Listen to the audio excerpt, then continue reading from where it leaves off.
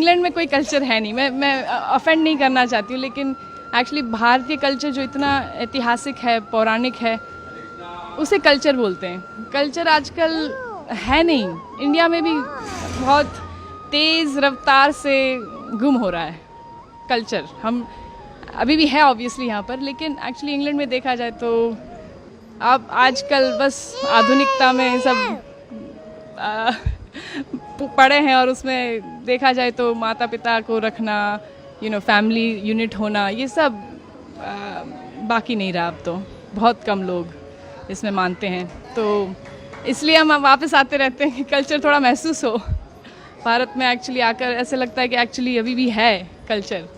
सो उसका कोई। आप इंग्लैंड में रहती हैं, ऐसा इस माटी में क्या है, ब्रज की माटी में, जो आपको बार बार खींच लाता है यहाँ पर? पता नहीं, आप बताइए क्या मैजिक है ठाकुर जी की, क्या मतलब अमेजिंग उनकी कृपा है, कुछ न कुछ तो है ही। लेकिन यहाँ पर जैसे हम अलाइव हैं, जान है। बाहर जाकर ये ब्रिज को छोड़कर ही तुरंत जो क्या कहते हैं, इतना हैवीनेस फील होता है। कलयुग का प्रभाव बोल सकते हैं, आधुनिकता का प्रभाव, जो नास्तिकता का प्रभाव है, वो इतना। लॉलीपॉप लेटर उसका प्रभाव बहुत हैवी है। तो इसलिए ब्रज की माटी में ये जो आस्तिकता है, जो हम तपस्या कह सकते, ये उसी के लिए आते हैं कि हमें ठाकुर जी के दर्शन हो और यही संस्कार और सनातन धर्म का महसूस हो, क्योंकि बाहर तो है नहीं। हम लेके जाते हैं जितना हो सके उतना, और ट्राई कर रहे हैं कि जारी रखें हमारे परिवार में और बांटें। वहाँ पर भी हम थोड़ा प्रचार करने में कोशिश करते हैं कि दूसरे को इंकरेज करें कि इसे ना ठुकराएं। हमारा जो एंशिएंट कल्चर है, ये वैदिक कल्चर, उसका देयर इज़ नो कंपैरिजन, उसके लिए कोई क्या कहते हैं सब्स्टिट्यूट नहीं है। हम ये वेस्टर्न कल्चर को अगर फॉलो करते रहेंगे तो बस खाली हो जाएंगे, अंदर से खाली रहेगा।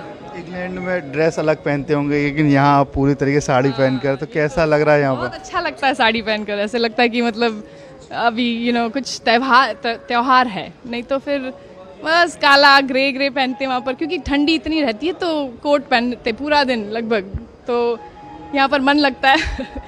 लेकिन वहाँ पर भी हम साड़ी पहनते हैं, और हमारा वैदिक कपड़े पहनते हैं, एक्चुअली साड़ी पहनते रहते हैं, और या स्कर्ट या ऐसे कुछ, जितना हो सके उतना।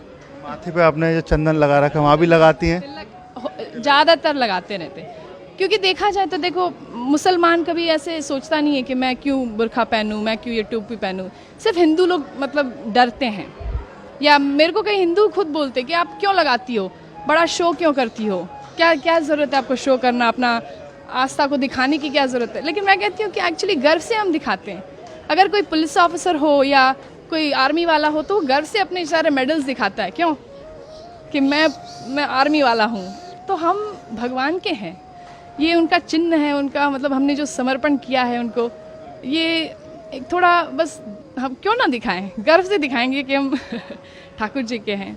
उससे मतलब प्रोटेक्शन मिलता है ऑनेस्टली। मतलब ऐसे सिर्फ दिखावे के लिए नहीं है कि लगाया हुआ है, कि भगवान हमारे साथ है, वो तो है ही हमेशा। लेकिन थोड़ा जैसे हम सिंदूर लगाते हैं अपने पति के लिए, तो भगवान के लिए क्यों ना लगाए, और वो उससे इंटीमेसी लगती है भगवान के साथ, तो उस प्रोटेक्शन भी बहुत महसूस होता है कि नेगेटिवता मतलब जो नेगेटिव है वो एनर्जी थोड़ा दूर रहे।